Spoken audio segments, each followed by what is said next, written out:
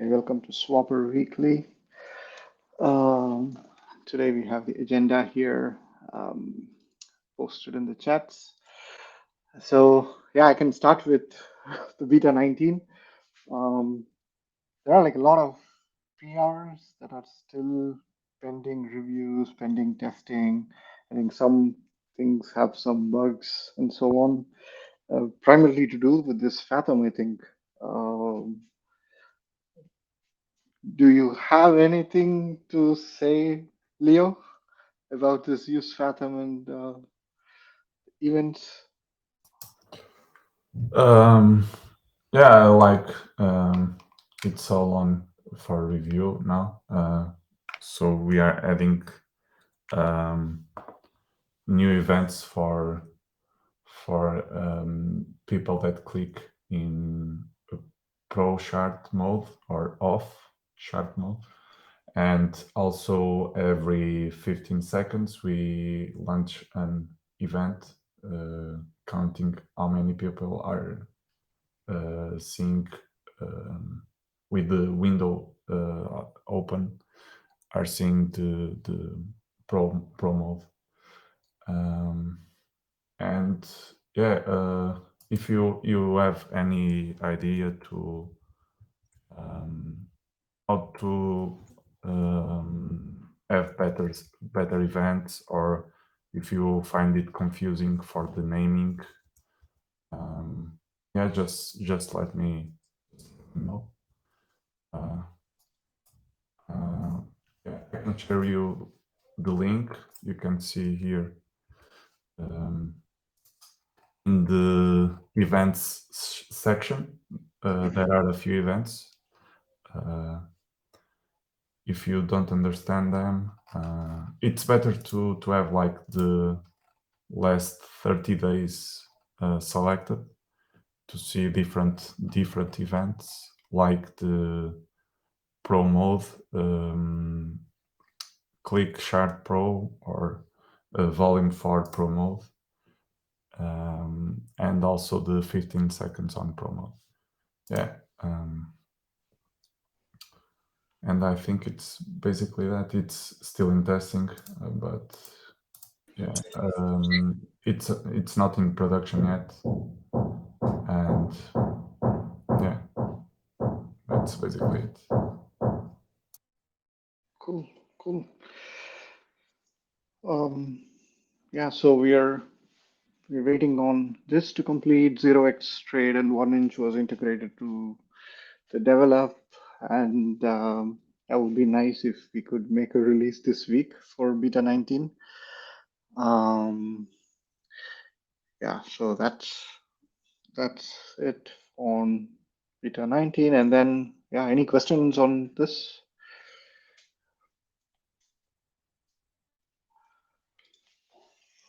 Now we'll move to beta 20. I think I'm just trying to figure out what all should we work on for the next release.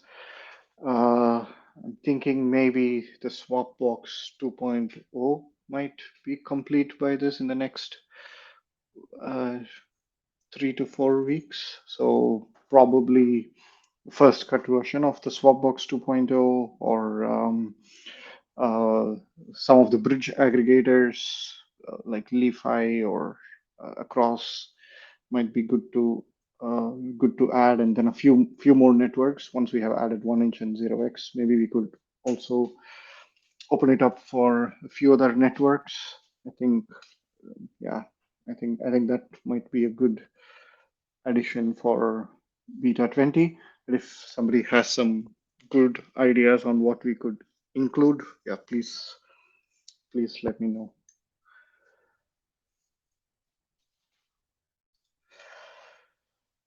Cool. The next one, I just thought that I will bring this up. So Velodrome, I think they brought a new, uh, it's like their V2, where they're adding additional features. Some are front-end specific, but then most of them like flexible fees. It's the dynamic fee concept. Other AMMs are including, and even zapping is being included as part of Velodrome. So I haven't read everything about it, but then I thought that maybe I will just bring it up here, and then you guys could, yeah, you guys could read about it. Oops, wrong URL. Mm. And also, Carbon is, I think, Bancor's next version of AMM, where they mentioned something like using limit orders uh, for for swapping, and I think that might also be something that is good for us to look into. Um, I don't have a URL right now, but yeah, I will probably share it in the chats when I find one. Um, yeah, and then I was thinking that maybe if we proceed working on liquidity.eth, it might be good to just yeah, take some inspiration from them if we find them, yeah, if it suits. Cool. Moving on to the next one. Um, I leave it to Nelson to give a small overview on where we are. Sure.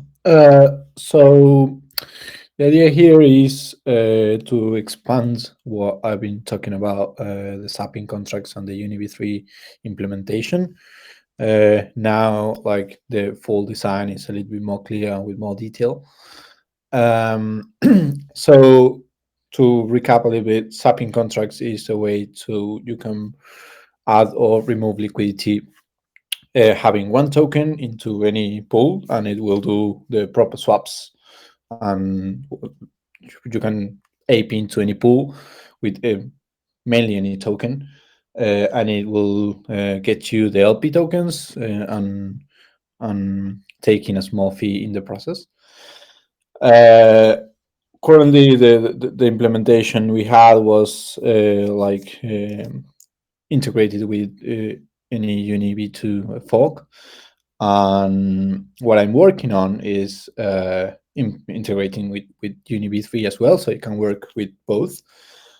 And the design pattern here was having a common interface for liquidity pools, where there are functions to add liquidity, remove liquidity, and swap tokens. And then we have two more contracts implementations that like implement this interface, one for UniV2 and the other one for UniV3.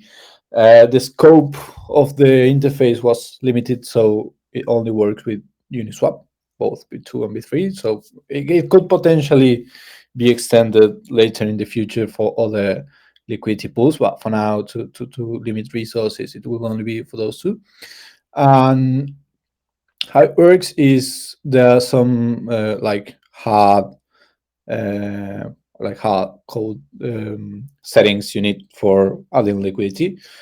The tokens, the minimum amounts you will get to manage slippage, and a few others, and then the ones that will be implementation specific are going to be passed like encode into bytes. That way, like for example, on UniV3, you need to send a liquidity number and the min and maximum range. You don't really send min and maximum price range. It's sent in another way, and then it does some calculations. But essentially, you will need to provide the range, and that's not present on UV2. So, in order to have a common interface that can work for both, those that data is encoded into bytes, and like the UniV2 implementation will just ignore those, and the UniV3 implementation will just pass them and use them. And then obviously on the front end, we will have like if you are using a UniV2 pool, it will send the proper data, and if you're using V3 pool, it will send more data.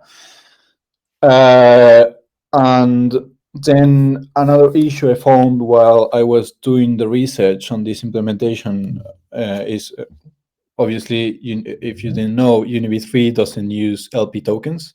Like you don't get LP tokens, but you get an NFT, which is associated in the UniV3 storage of the contract. There is a mapping that with the token ID it has like all the data for the position. So that also changes the infrastructure of this design, because the interface will also take care of the approval and transfer of those tokens. That way, the sapping contract can just call this common interface approve and transfer. And if it's UniV2, it will approve or transfer LP tokens. And if it's UniV3, it will transfer the ERC 721. There were also some issues because on the UniV3, when you like mint liquidity, you actually the core of UniV3 calls a function on the contract that's doing the minting, and it calls a function when it receives this NFT, and that has to be implemented in the SAP contract. But it doesn't really affect any other implementation. So it's just a code that will be used by UniV3, and it's not part of the interface, but it doesn't really affect the rest. So that was one of the issues. But that's essentially the design. Like we will have one interface, two implementations. So 3 contracts deployed in total, one for the sapping that we'll be calling this interface, and we'll have the addresses of the other 2. And then like when you add a new DEX to the sapping contracts, you will specify if it's going to be UniV2 or any other fork, and or UniV3 or any other fork of UniV3 when we have those.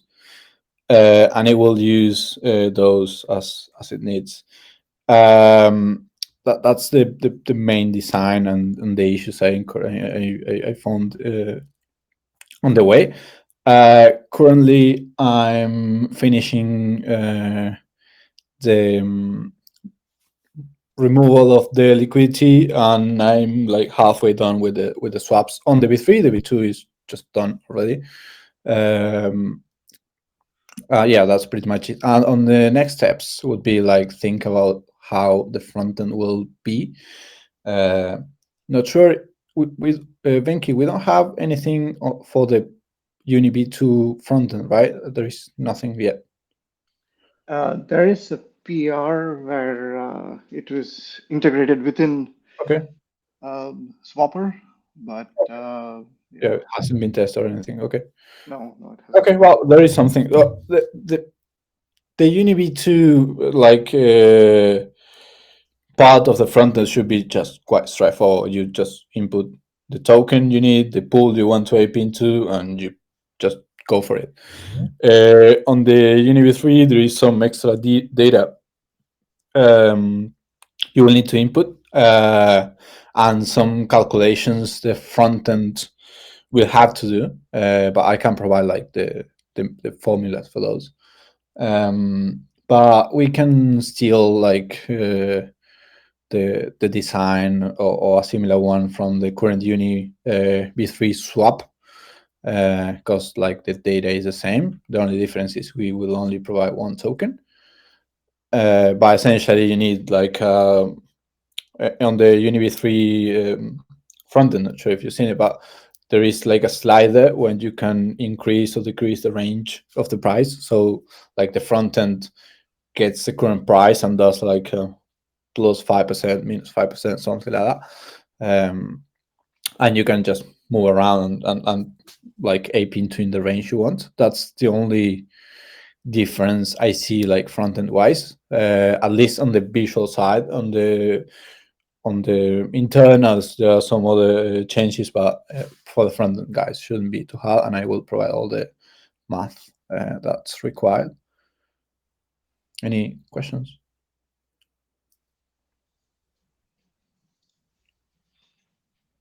Guess no. No, not yet. Not yet. Okay.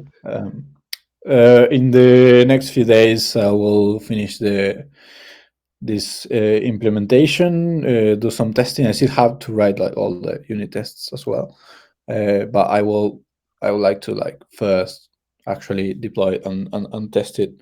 It works all the way, and after that's done, I would take like a day or two to do a more in-depth like security review, make sure we don't have any holes, at least ones I can detect, and after that it should be ready to start planning for an audit. So it will be 3 contracts that we will need audit on. Cool.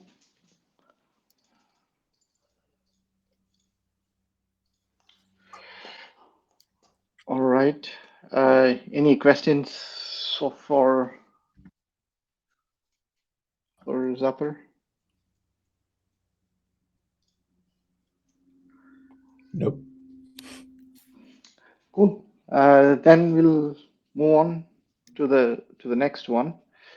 Adam. I don't have like a product update, but it's a technical thing that we're working on to make the protocol entirely less trusted, and that is by using a standard called ERC7. Let's see, what was the number? I even forgot. Okay, so ERC 1271, and this is basically a standard that Cow also uses to basically verify if the order is meeting certain conditions on a contract itself, and then if it's valid, then it will go ahead and add it to the resolver network so it can be felt. But that's the only thing we're currently working on.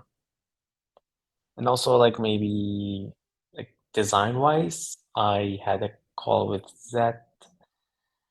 We had a review of the entire application where I think we're going to keep it simple, make a few adjustments, then see how we can launch the alpha version of this or the MVP in the next few weeks.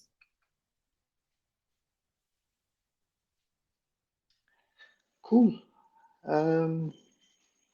Yeah, that's all I actually had for today. But anybody has any questions or topics that want to bring up and discuss?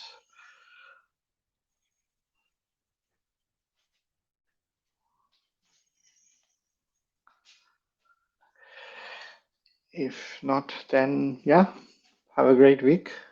And yeah, catch you guys on the chats. Okay, thanks. Cheers. Bye, guys. See you. Bye. Thanks. Bye.